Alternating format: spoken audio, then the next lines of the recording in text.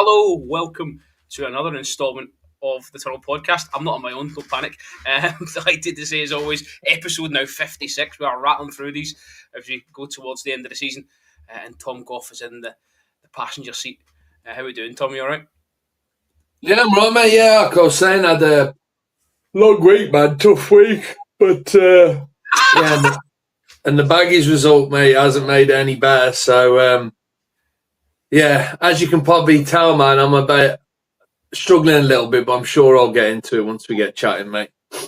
Yes, it's my job now to pull you through. It is, mate. And see what we can do. Look, it's Friday night. There's Friday night football. Burnley are hosting Norwich. They're 2-0 up. They don't get beat at Turfmoor, do they? Don't tend to concede at Turfmoor. And that seems to be the case tonight. First goal was a decent goal. Cullen with a great ball in, and Hannibal finishing it off the chest and put it away. Second one, bit of luck, could get a deflection. But yeah, 2-0. About just over half an hour played as we come on here. So yes, we are going to talk some of the midweek stuff. Catch up on that. We'll speak about the title race, and then we'll move into kind of the weekend's fixtures, and we'll finish on a bit of fun. I don't know if anyone saw, but on Monday night, Tom picked his 4 Player of the Year nominees. Tonight we're going to do 4 kind of signings of the season. I've chipped in with a couple, so we'll see how we get on. If Tom is still awake by the time we get to 9:30, we'll have done well. Okay, look, midweek. We'll start on Tuesday night. We've done the watch along on TikTok. Bristol City 2, West Brom 1. It's Bristol are flying. You have to say they've clicked at the right time. We've spent the last maybe 6-7 weeks talking about Coventry and maybe not giving Bristol the credit they deserve or the airtime they deserve. Maybe is more the point. But massive result. They look everyone's kind of favourites to cement that top 6 place, given the fixtures they've got and the fall off from yourselves. Yeah, I think so, mate. I think that was a massive game for both clubs, wasn't it? On Tuesday night, Bristol City snatching it last kick of the game has obviously put 6 points between ourselves and them. Ourselves being in 8th place, and Middlesbrough losing to Leeds in the game week as well. They've got the 3 points between them and Borough. So it was absolutely massive win for Bristol City. The results went their way. They got the job done themselves as well.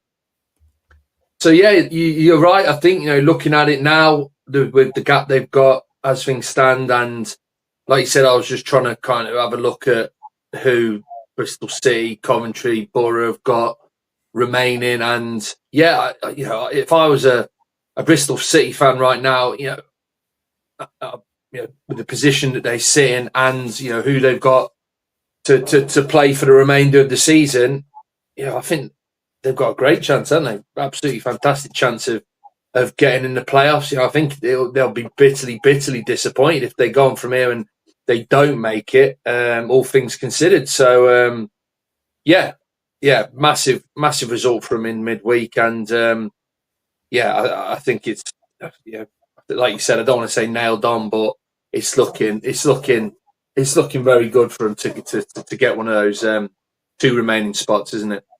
Look, that surprising to me, most points at home in 2025, joint with Pompey, actually 22 points, scored 66% of their goals this season in the second half of games. Now, after, the 96th minute winner, was it, on Tuesday night, Liam Manning just said, we've been in a few of those this season. To come and score a late goal and pick up all 3 points in important games is a great feeling, and probably a moment that will stick with a few of the lads and the fans for a long time. A terrific evening that he cast as. What do you think's clicked there for them? Because we spoke maybe Christmas time where they were so inconsistent. They were winning one, they were drawing one, they were losing a couple. They didn't seem to get any real momentum, but they've just clicked. And it's not been a long spell. It's been these last few weeks, and I saw on X maybe mid-February, beginning of March, Bristol City fans thinking they were unhappy. The season was kind of petering out, and now they're daring to dream. Yeah, that's it, mate. I remember us having a couple of conversations about it earlier in the season where they put a bit of a run together and they were back in that playoff mix. We were talking about how good a starting 11 they have, especially their first team is good enough to match anyone on their day, give anyone a game in the division, even the division's best, and they've been nearly team for many a season now. There's been plenty of times where they've done exactly the same, done quite well through the course of the season, been in and around that playoff conversation, but then almost seemed to falter a bit towards the end of the season for whatever reason. And I think the Bristol City fans were probably worrying it was going to be more of the same this season. Like you said, I remember they did have a little bit of a dodgy spell and they dropped down the table a little bit, but obviously, what you've just said there, since the turn of the year, their home form has been fantastic. And, I think that in itself has obviously dealt with a good chunk of those consistency issues, because at least every other game they're picking up 3 points more times than not, aren't they? So, if they can get a point away from home, that's job done, really. So,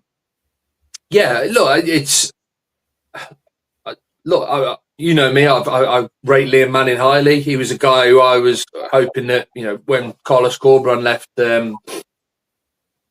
us early on in the season, I was hoping that we'd potentially make a move for him, because I really rate him. And I remember, I'm thinking back now, that wobble kind of came around where I think, didn't Liam Manning lose one of his children or something like that? There was some sort of, and obviously he had to step away from the team for a bit. And I think obviously that contributed. But since he's come back, I think the players are probably, there's a little bit extra there, determination to try and kind of make this season something special for him, considering what he's obviously been through. And like I said, it looks like they're going to finish the campaign duking it out in the playoffs come the end of the season. So it's not surprising for me. Like I said, we've talked about them a few times, and they've got some great players in that team.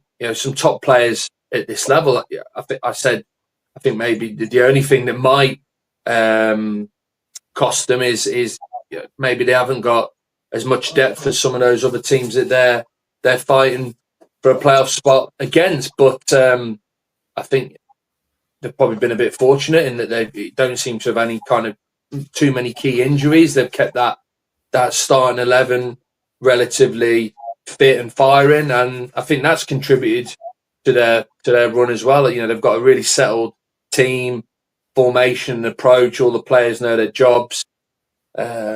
Like you said, when they're playing at home as well, with a home crowd behind them, it's probably as difficult a place to go as any, isn't it? So, like I said, I think, if I was a Bristol City fan right now and come the end of the season we aren't in the playoffs, then I'm going to be bitterly disappointed. I think they're in a fantastic position now, and it's theirs to lose, isn't it? Just something you said there, the word consistency. You've kind of touched on it there in a sense, but I wanted to dig a little bit deeper, because you made a point about this when we were doing the live the other night. Just in stark contrast to maybe Tony Mowbray's West Brom, is that like you said, their players are playing consistently in the same formation. More often than not, it's the same personnel. If it's not, the person coming in is almost like for like replacement for the guy coming out. How important is that when you've got a squad that's maybe not as deep as you're saying, it's a little bit tighter? Yeah, like you said, I think they've probably been fortunate in that they. Again, I might be wrong, because obviously my, knowledge is limited. But when it comes to Bristol City, but from kind of keeping in touch with the Championship as a whole, I think they've managed to keep all their key players fit over the course of the season, which has obviously helped. But look, I think this is, I don't want to go up, but I think this is the difference ultimately between ourselves and the likes of Bristol City and the likes of Coventry City. I think you can probably say Middlesbrough maybe kind of been in the same boat as ourselves a little bit, probably more due to injuries. But I think the difference that you've got between Sunderland, Bristol City, and Coventry City at this moment in time is that they've got their managers know what their starting formation is. That's the team that they go with week in, week out. They maybe fine tune it slightly, maybe to suit the opposition that they're coming up against. Maybe it's a tricky away game, etc. But still, it's pretty much the same team week in, week out. Who've been playing with each other for the vast majority of the season. So they have that, like you said, that kind of relationship, and it's just a good foundation, isn't it? Whereas I feel like since Mowbray's come in, he's been chopping and changing a lot. He's been experimenting. He still doesn't seem to know what his strongest starting 11 is. And then, like I said, with Middlesbrough, I feel like because of the injuries that they had, especially in defence, when they went on that really poor run of form, Carrick's obviously had to swap things around, move people into positions that maybe is not their first choice, and he's had to try and adapt and tweak things, and that's why they were struggling for a period of time. So yeah, I think that's Bristol City and Coventry. I think that's probably been the main reason behind their resurgence, is that they've got an identity, they've got a settled starting 11, and the thing is with those two teams as well, and again, this sounds a bit stupid when you say it, but there's definitely some truth to it for me. I think both those teams as well just go to try and win every game, and I know that sounds a bit stupid. Like, well, obviously every team goes to win every game, but I do feel, especially at home, those two as well, that regardless of who they play against, they try to get the 3 points every single time, and right to the very end, because both those teams, like Bristol City did in midweek against ourselves, and as we know, Coventry City have done, they did it in midweek again. They've done it a lot in the last few weeks. They just push teams right to the very end, and they've got some real vital winners, in injury time. So yeah, look, it's like you said, I thought maybe they would. I was fancying more Coventry and Middlesbrough maybe a couple of games ago, but yeah, Bristol City have done fantastically well. Got a couple of wins on the bounce. The win against ourselves obviously put that distance between us and themselves. So yeah, I think they're probably now the favourite to nail down one of those two remaining playoff spots. Look, you've mentioned Coventry. Let's bring them into the conversation then. Obviously, Wednesday night, I watched the game. They weren't at the best, to be fair, but as you say, they keep going. They've got the most points from 90 plus minutes, if that makes sense. They've won 12 points from late winners, which is incredible, really. What is it? Is it something? Is that something that comes from the players? Is that something that comes from the manager? Is that something that's coming from the crowd? How do you put your finger on that? I think it's probably a bit of all those things, mate, to be honest with you. I think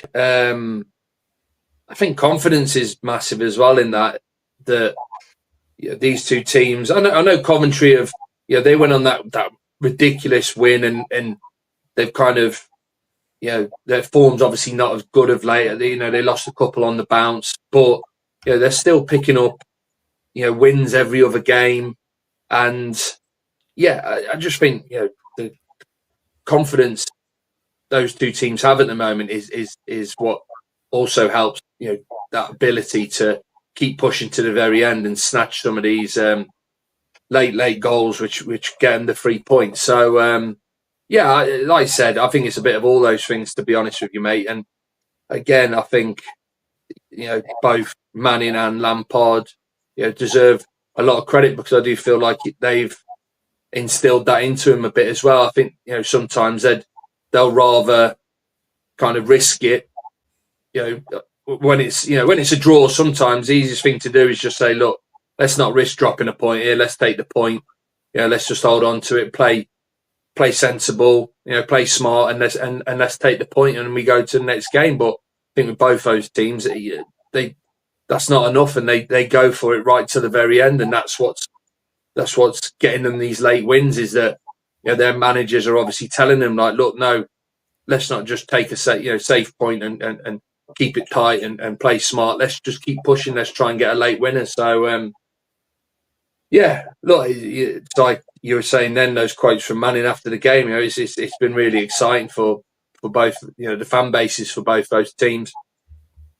And, it's looking like it's, that excitement's going to continue on past the end of the season, because it looks like they're both going to have a crack at the playoffs as well. Lampard saying, we know the race we're in. We were looking downwards when he came in.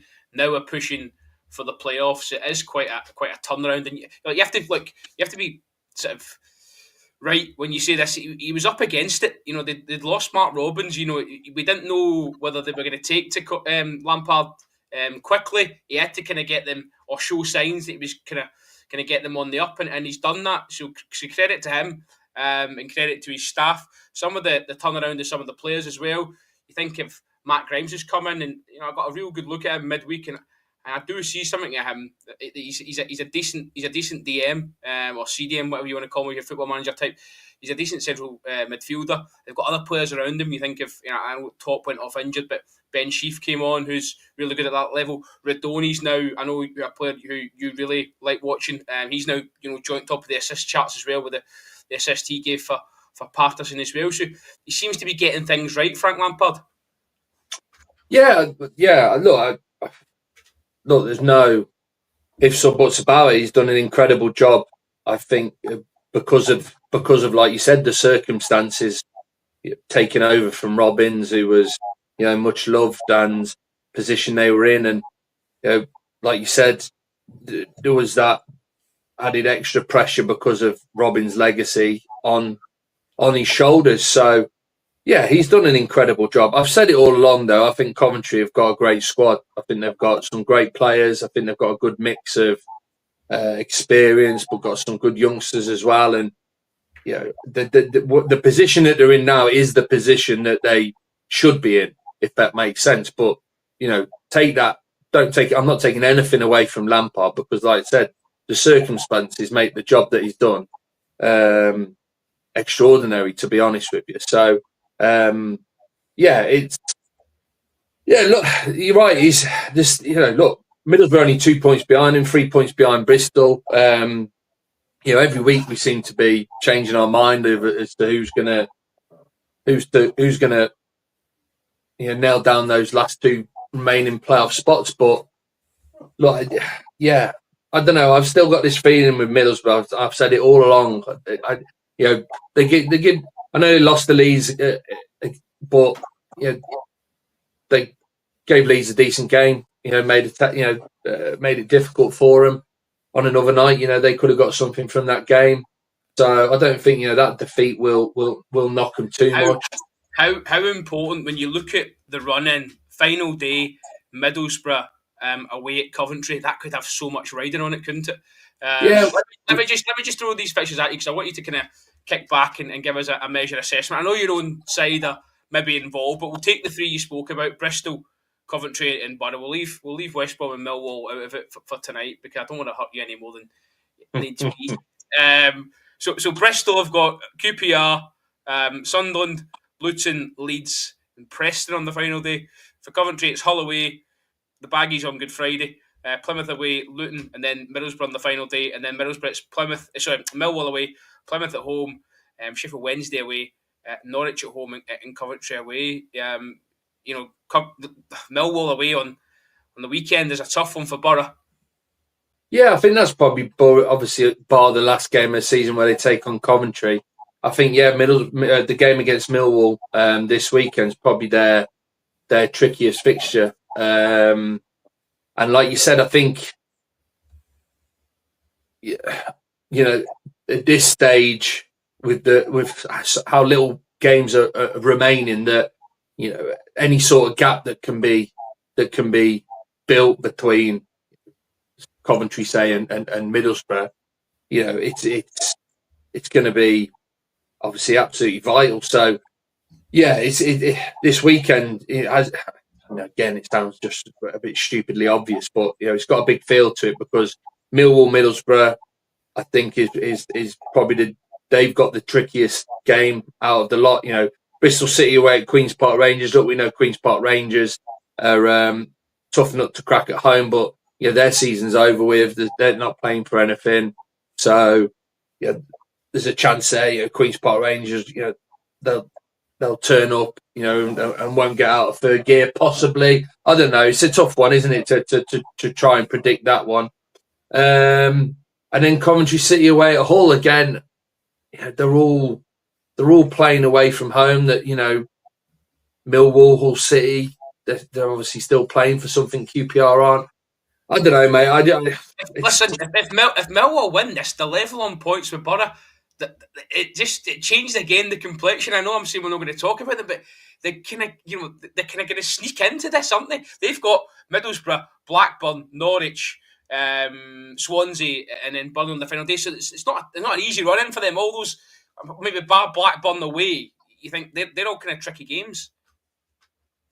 Yeah, look, I think it'd be a disservice to Millwall. It'd be inconsiderate, I think, not to involve them in the conversation. You're right, because they're on a great little bit of form at this moment in time. Obviously, beat Sheffield United away in midweek, which was a fantastic result for them. And like you said, that Alec Neil in that game against Middlesbrough on Saturday will be saying exactly that if we get 3 points here, we go on to the same points as they do, and the hope that Bristol City and Coventry drop points in their games, and then they're back in the mix. But I'll be honest with you, look, I think Bristol City, I quite fancy Bristol City and Coventry City to get wins this weekend. I really do.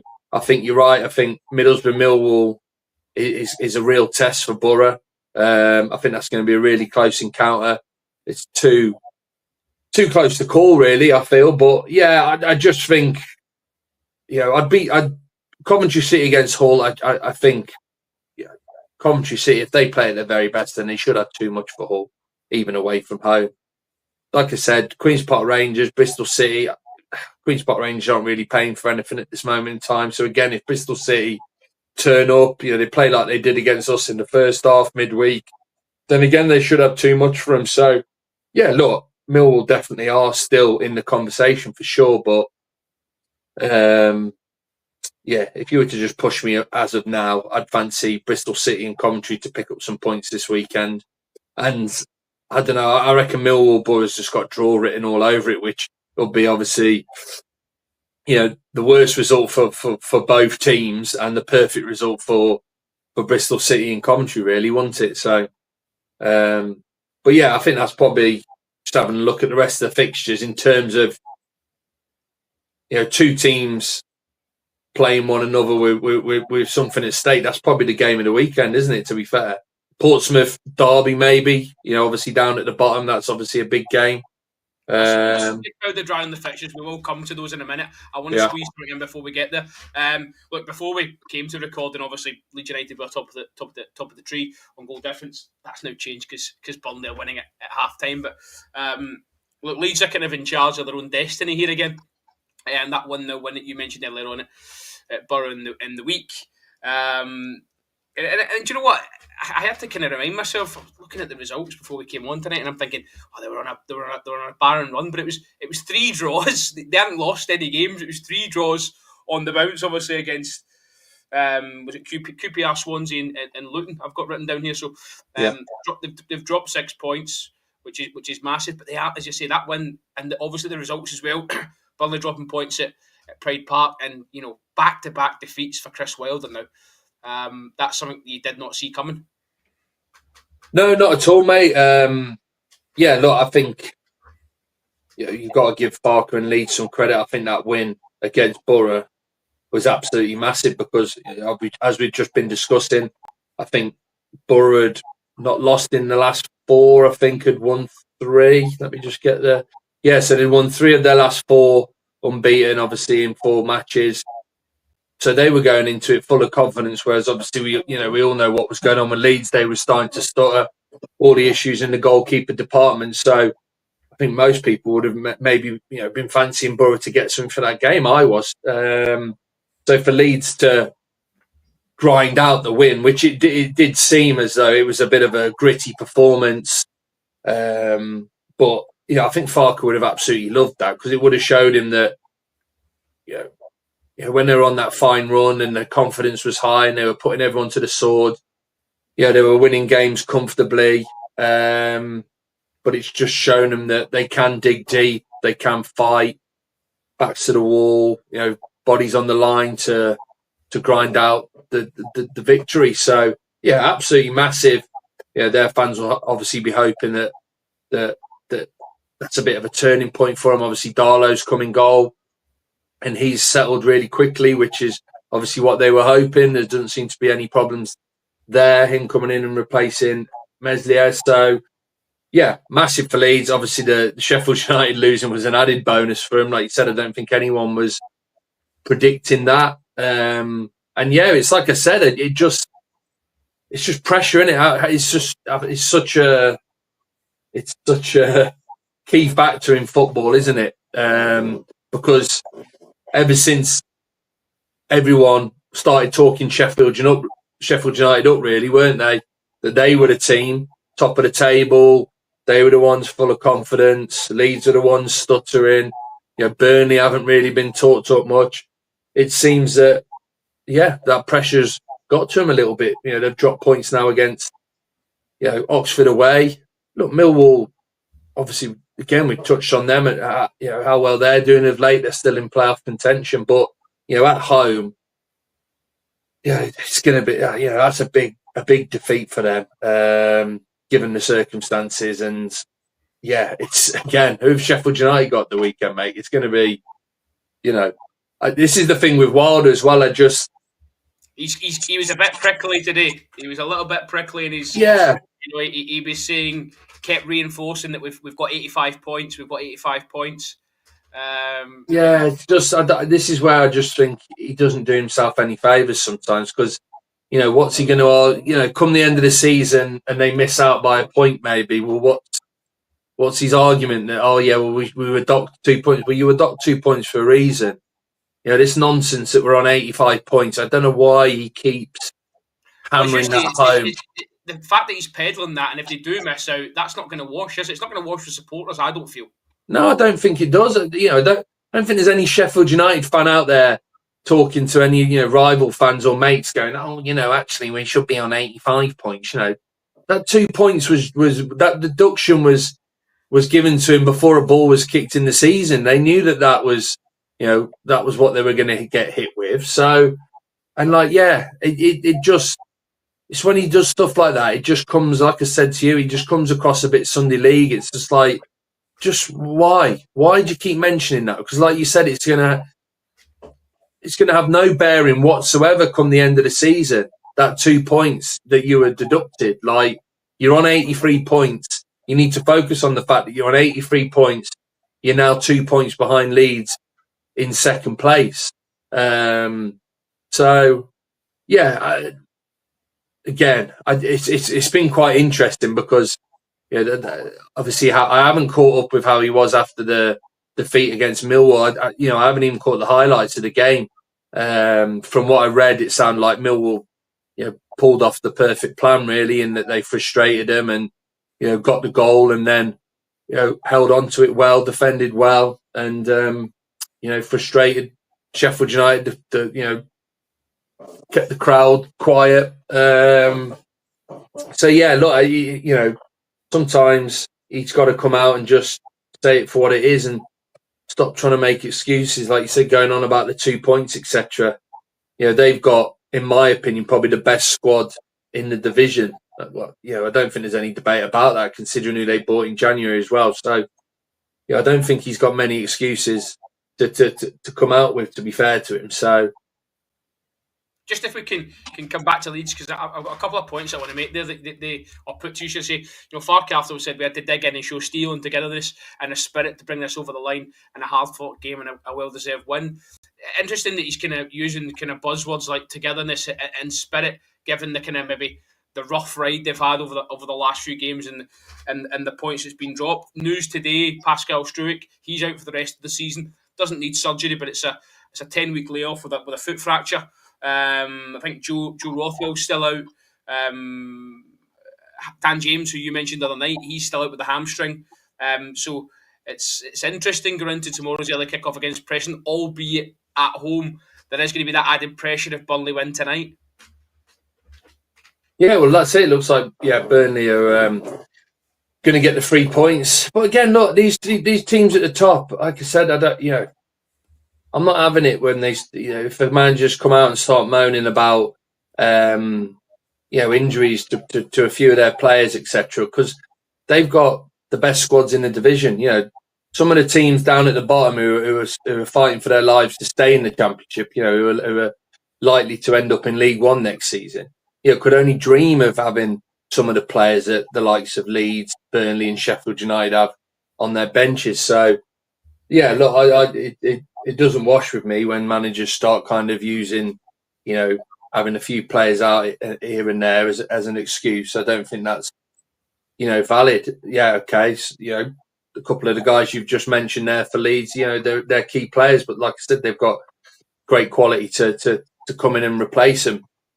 David James, he's going to get replaced by Willie Nonto, who's an Italian and international. I hope David James is nowhere near it tomorrow.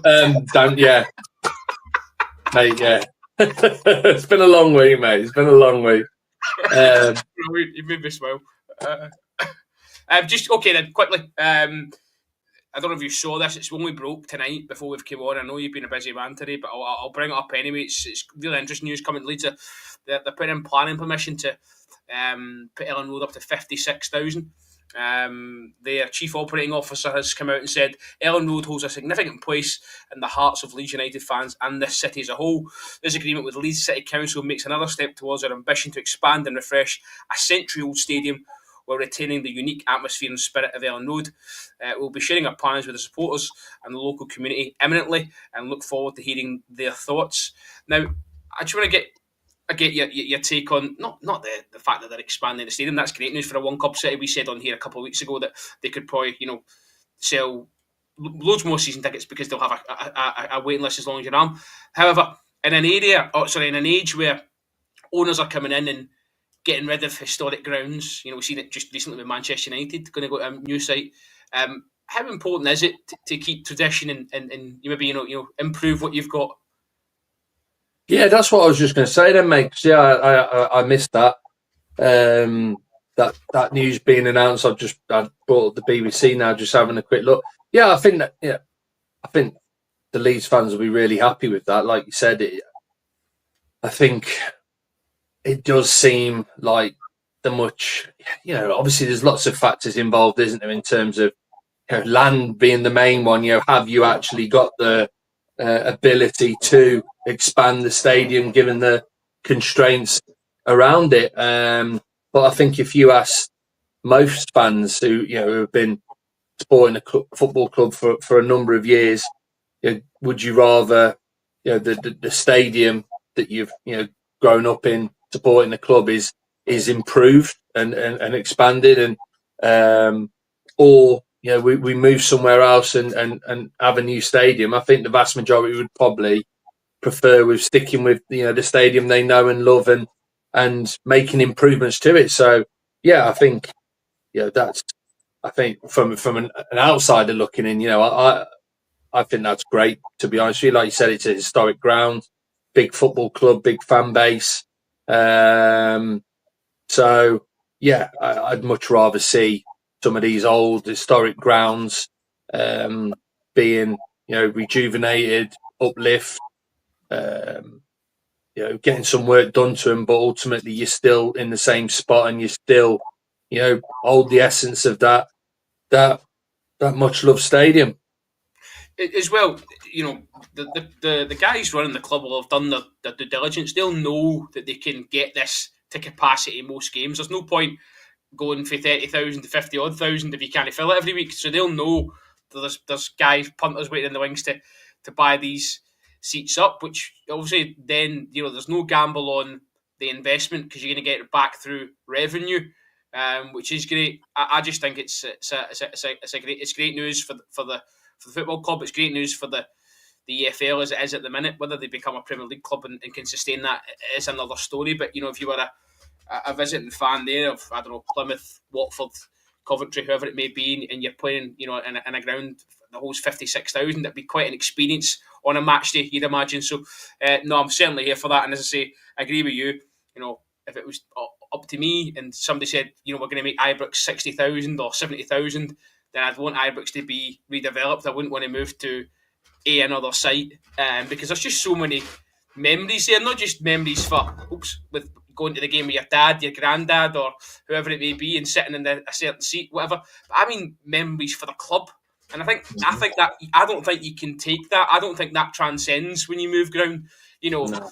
You think of goals that have been scored at the Smethwick end, and then if you move to a new ground and it was the John Smith stand, you don't have that same history. So I think it's really important. I think it's really pertinent in terms of community as well. We've mentioned this before about, I think we spoke about it when we went to the game the other week, where we were kind of having a chat about amenities around football stadiums, and you think of all those pubs and shops and stuff around Goodison, and they're now moving to this fantastic new stadium, by the way, and it will redevelop another area of the city. But what's there for the people that have been left behind, the people that are affected? And I just think that's the community element.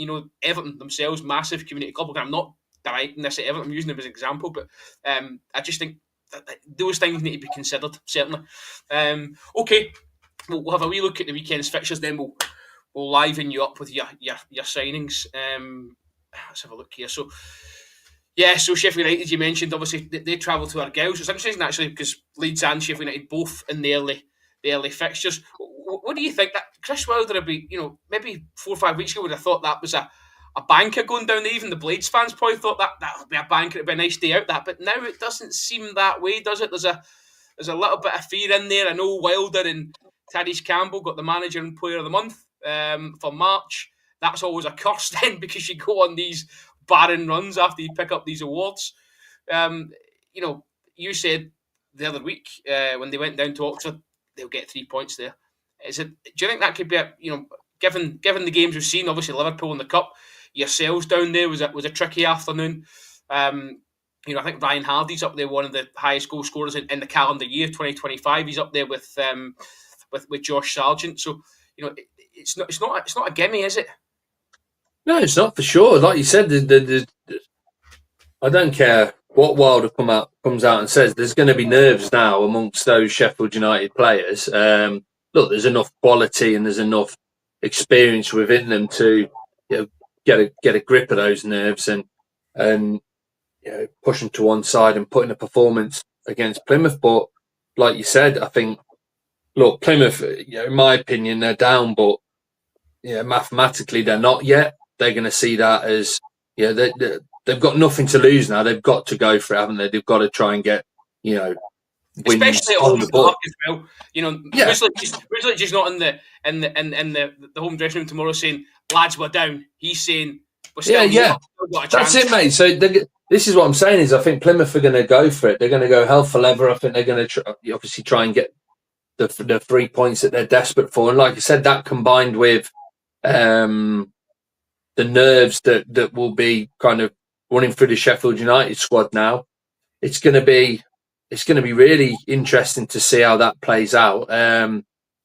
Because like you said, I did not see Sheffield United dropping points against Oxford away, losing to Oxford away, and then to Millwall at home. Like I said, I was in the pod we did before the midweek fixtures. I was adamant that that Oxford game was a blip, and that I could see him getting 3 points and back at it against Millwall at home. So, two 1-0 defeats, 2 games without getting on the score sheet, all that attacking talent that they have. Yeah, it's going to be a nervy one. I think it's going to be massive. Again, another huge cliche, but I think if Sheffield United can get an early goal, I think that'll do them, the world of good. I think that'll settle the nerves, and I think they'll go on to win the game then. But I think if Plymouth, just come out the blocks, just go for it, and they can get a goal early doors with the fans behind them, crank those nerves up amongst the Sheffield United players once again. Yeah, it's going to be a test again for them. When at that point of the season as well, where like fans are in the stands looking at other results and saying to each other, Yeah. Do you know what? And that kind of transmits onto the pitch. You know, if Leeds go ahead and they go behind and over 5 points behind, and that can transmit onto the pitch, can it? I love all that. It's that time of the season. It's when all the bloody... You'll never see anyone with a blooming portable radio over the course of the year, but then you always see them brought out, don't you, at the end of the football season. You always see all the old boys with them in the stands at the end of the season, don't you? I don't know why, when everyone's got a phone now where you can just ping them up on your phone and have a look. But it's just better getting that right through the year. That's what I mean. Get everyone else listening in, huddled around the little portable radio, mate. And then, as I say, it starts to kind of transmit through the crowd. It's yeah. I love that, absolutely love it. Look, another game that's not got anything on it, but I wanted to bring it up to you because Sheffield Wednesday, they'll play Oxford. The Wednesday fans have kind of, the Trust and other fans groups have come together. They'll be protesting on the 10th minute tomorrow. They're asking supporters to turn their back on the game on the 10th minute for a full minute, because obviously, you know, Defshawn Shansiri's been at the club for 10 years now. Look, I'm not really want to dive into to mock their idea or praise their idea, but where do you stand on protest? What do you think to it? Like, because mate, if you're gonna protest, mate, you got to do it right. That's my opinion. You either do it right, or you don't do it at all. What the bloody hell is turning your back going to do on the 10-minute mark? I just don't get it. Like, look, I know the fans that, you know, there's going to be people there who've, you know, paid, you know, season tickets, people who've bought their tickets, but, you know, what they should have done is they should have organised, you know, a walkout or a no-show. In my opinion, that sends a much stronger message. You know, the season ticket holders, you know, it's just one game. You know, I know it's going to be a bit of a loss in terms of money, but it's just for one game. And, you know, the people that have bought tickets for the match, you know, well, they shouldn't have bought tickets for the game. I feel that sends a much stronger message, and turning your back on the 10th minute and then turning back round and sitting down and carrying on as per normal. Like, and look, there will obviously probably be some kind of banners and stuff and a bit of a march outside at the front. But I honestly just feel that, you know, the only way that you really get people to sit up and notice is if you hit them in their pockets and you start not going to matches. It's like, you know, the Reading earlier on in the season, they kept throwing the tennis balls on the pitch, didn't they? And I'm just like, again, ooh, what does that achieve? You know, I don't quite understand it. I just think if you as a fan base, and people will maybe argue, well, the players, you know, it's not the players, is it? The players aren't the ones who have put this club in this position, and the players still need our support and they still need us to get behind it. And I get it. But then that ties into what I'm saying. You either just go and you carry on supporting the club as per normal, or you got to go all in. You got to do something a bit more impactful, like you said. Okay, well, you stopped me. You stopped there. I was going to say I don't. Look, I get why they're doing it, but I don't think the target Shansiri will be that bothered by that. Whether he's actually watching it. When we were trying to when the fans had enough of Gauchon Lai, our previous owner, they did these shine a light on something minutes. So all the fans basically turned their phones on, their torches on their phones at, like, I don't know, 20 minutes or whatever. What the bloody hell? What? Well, what the hell does that achieve? What the hell does that achieve? Like, I've never quite fully understood it. I think, again, you'll get, if the fans still want to go to the game, I think you'll have the biggest impact is doing something before the game. You know, a big march, a big rally, you know, maybe cause some congestion, block something off, you know, try and, like, you know, cause a bit of havoc prior to the game, whatever. That's the way to go about it. Like you said, throwing tennis balls on the pitch or turning your torch on your phone or turning your back, mate, not for me. I just think it's a bit stupid. The Shine a Light campaign, I heard that Steve Quinn was in the Brommy end with a laser pen just shining it on Lai's chest. Right, okay. Let's just have a look. See if there's... Look, I think a big game down the bottom is actually Cardiff Stoke. Yeah. Cardiff, that's massive. Cardiff win that. They could maybe pull Stoke back into the conversation, depending on how other results go. But as you said the other night, Stoke seem to have a way of wiggling out of things at the minute. They seem to just be getting goals for. I know it was a late goal for Luton, who, by the way, have lost Alfie Doherty, your fanboy. They've lost him for the rest of the season. That could be massive, to be fair. But yeah, Cardiff Stoke, it looks like a big one to me. I know Sunderland have claimed that playoff spot now, and as you highlighted as well, Pompey Derby. Yeah, you're right. I think it's funny because I think Cardiff and Stoke are, again, and I don't know outside this pod, but definitely on this pod, I don't think we've kind of ever really truly considered them as like, I think we've always felt, haven't we, that there's enough about them. They've got enough to kind of pull themselves out of this. And like you said, I think in the way that they always, whenever you start thinking that they are being pulled into it, they put a couple of results together and pull themselves a little bit away. But you look at the table now, mate, like you said, Cardiff City are in 22nd place and Stoke are only 2 points above them. So, you're right. That is absolutely massive, that game. That like you said, that game and the Middlesbrough Millwall game are definitely the two fixtures of the weekend. Sorry, in terms of what's at stake, the two teams playing one another. So, and you're right, mate. Like, look, Stoke have. I was convinced that Robbins was going to come in and he was going to pull them well clear of the relegation zone. I didn't think they were going to. He wasn't going to do what Frank Lampard's done at Coventry, but I did feel that at this point in the season, they'd be sitting a lot prettier. He got a tune out of them and started to implement his ideas and his approach, etc. I'm surprised to see where they are, and you're right.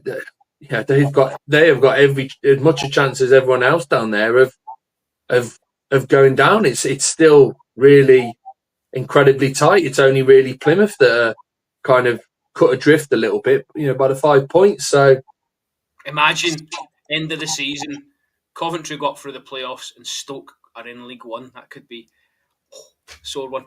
Okay, let's sit back and, as we say, have a bit of fun. You've obviously come prepared. You've done this the other night, so you should have your answers stockpiled. But we are, as I said, the other night, Tom picked his 4 player of the season. It was Trey Hume. Trying to think who the other three were. You had Egan Riley from Burnley. You had who were the other two? I'm trying to think now. Who were the other two? Finn Azaz and Dan James. That was it. Yeah, there we go. So tonight we've picked signings of the season. As I say, I don't. If you see some of these guys out, then I'll leave as is, but I'll chip in with who I've got. So give us your 4, Tom. Fire away. The floor is yours, as you say. So first up, hold on. I just wanted to bring up a stat for when I was going through. Yeah. Sorry, mate. I'm gone. So my first one was. Take your time, mate. Take your time. I was just trying to get something up on my computer. Sorry. Yeah. Sorry. All right. I'm ready. So first one, I went with Michael Cooper for Sheffield United. For me, arguably the best goalkeeper in the division. I think Sheffield United, well, according to when I was doing a little bit of swatting up, bought him for around $2 million, which looks like an absolute bargain now, doesn't it?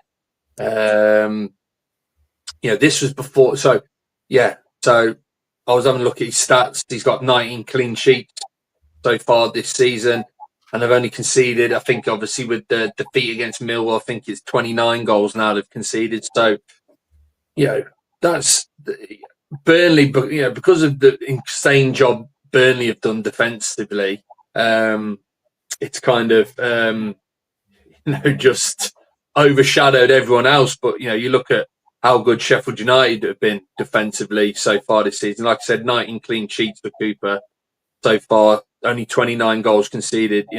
He's had a great season. And and only I 25. think as well with him, it's real value for money. Yeah. Like I said, with most of these, the fee paid is a big factor in it, because $2 million for him, just an absolute bargain. They're gonna more than quadruple that, aren't they? When it comes to a point where someone comes in for him. So great bit of business by Sheffield United. So he was my first pick. Second one I've got down here again might be a little bit of surprise, but again I just think his season's gone under the radar a little bit. So I went with Josh Murphy. That was my wild card there. Was that your wild card? Was it? Yeah, it was, mate. Josh Murphy. Yeah. I agree fully. Free transfer from Oxford. So it was weird because obviously Oxford and Portsmouth came up together last season, and everyone was a bit surprised that he then made the decision to leave Oxford because he was a free agent and joined Portsmouth. But look, both teams have had obviously quite similar seasons on the pitch, the amount of points they've got so far. But he's been absolutely fantastic for him. I was having a look at his stats. He's got 10 assists. So, he's only behind Azaz, Radoni and Fellows, who are top of the charts on 11 assists. So he's only one behind. But he's scored 7 goals as well. So, he's had for a team that's obviously struggled for the vast majority of the season. He's had a stellar season, and especially of late, this little bit of resurgence that they've had to pull them away. He's been a key part of that. He's scored some absolutely cracking goals. He's been really unlucky as well on a few occasions. Every time I seem to watch him, he seems to hit the bar or the post with a curling effort outside the box. So he probably should have a few more, to be fair to him. But he's and like I said, I think it's gone under the radar a little bit just how good he's been so far this season. I couldn't believe when Mousinho didn't start him in that game we went to at the Hawthorns. Couldn't believe it. Because I just think he's got so much in terms of attacking threat. You've mentioned the goals, you mentioned the assists, and a real stellar find. And we kind of spoke about it, I think, start of the season, that he'd gone there on a free, bit strange, but worked out well for him. And fair play to the lad. He's obviously in his brother's shadow, but he's not a bad player himself. No, well, I'd say his brother's been absolutely, his twin brother's been superb for Newcastle, but he hasn't had a half bad season himself, has he? And looks like he's going to keep Portsmouth up. He's played a massive role in keeping them in the Championship. So I went for Josh Murphy. Next one I went for was Ayo Tanaka at Leeds. Again, the fee just plays a big role in this, because I think they paid just under $3 million for him, which just seems absolutely crazy now, doesn't it? The season that he's had, they bought him in from, I think it was it Dusseldorf, Fortuna Dusseldorf, I think it was. But he's just been unreal for Leeds this season. One of the best. He's probably up there as a contender for player of the season, to be honest with you. He's just in that that defensive midfield position, he's just made it his own. Been immense for Leeds. 26 as well, so there's still a lot of football in those legs. And he looks like one of those players that if Leeds are to go up into the Premier League, I don't think he'll have too much problem adapting to Premier League football. I think he'll be one of the ones they'll be saying, well, he's one we know will do a job in the Prem. We can focus elsewhere in terms of strengthening, etc. So Ayo Tanaka is my third pick. He looks all action when I watch him. He can do everything. In between both boxes, he's fantastic. As you say, a real find. Whoever plucked him out, hopefully they're involved with Rangers if the 49ers get a takeover and Rangers start throwing some players out like that. Well, and he's chipped in with a few goals. I think he's got about 4 or 5 goals, which but he is a defensive midfielder, so that's not really in his remit. But he's popped up with a couple of really important goals this season. The one that rings a bell is that one against Sheffield United, which got him the win late on. So so I went Ayo Tanaka as my third pick. And then my fourth pick, I had to go for my boy, Torbjorn Hagen, man. I had to. And I'm not just saying this because I'm an Albion fan, mate. I just honestly... Listen, I've got him down. So, yeah. Well, I saw something today, funny enough, and he's up there in terms of, on who scored. I quite like looking on who scored for like your stats and your ratings and this, that, and the other. And he's up there with the best defenders in the Championship this season. So, yeah, I'm not just kind of saying it because, rose-tinted glasses being a Baggies fan. But again, we paid 500,000 for the guy, so absolute bargain. I can't even, mate. I'd never even heard of the club we signed him from. I can't even pronounce it. Brommapojkarna in the Swedish top division, mate. Like Wi-Fi password. I know exactly, proper, yeah. So yeah, again, like I said to you at the start of the season, like that proper football manager. Fine, this is like never heard of the team. Never heard of the player. And look, this is the thing as well. I think testament to how well he's done with us is he's now a fully fledged Norwegian, international. He's starting games for Norway in their international qualifiers alongside the likes of Haaland and Odegaard and these kind of guys. So he's been unreal for us, and I am genuinely worried because even though he signed this season. I'll be surprised if there weren't a few clubs sniffing around him. Again, he's only 26 years old, still got loads of football left in him, and just a real classy performer. So that was my four signings. Just on Hagen, I think it was evident even the other night. He's out, and you could see that goal, that Naki Wells goal where Holgate gets kind of sucked into him and rolled almost. Yeah. I don't think that happens to Hagen. I just don't. No, it doesn't, man. And this was, again, like, I think, I'm trying to think back. I think there was one game where, he made a mistake, but they've just been so few and far between. Every time, and like you've obviously come and watched a few games with me this season, but every time I've seen him play, he's a contender for man of the match for me. Every time he puts in a solid performance. Just so good defensively, but he's good at coming out with the ball as well and reading the game and passes through the line. So yeah, unfortunately, mate, he ain't going to be with us for the long haul. Let's put it that way. But yeah, we just got to try and enjoy him whilst we've got him. Listen, and that's the model as well. Get some out of him, and then flip him for 5, 6, 7 times that value, whatever as you can get. So no, okay. Listen, happy with those. Happy with your efforts tonight. I know you've pulled through. You've made it, mate. You've made it to the weekend. Loads of football ahead of this weekend, and then we'll be back on Monday night. Tom then goes on his holiday, so he leaves us at a busy time. But don't worry, we are going to be here. I've got reinforcements. Have you? I've got reinforcements. We've got a couple of guest co-pilots. Nice. So look forward to that. And obviously look forward to getting Tom back as well. So listen, if you're going to a game at the weekend, as always, enjoy your football. We will be here throughout, and we'll see you on the other side. Thanks very much for watching.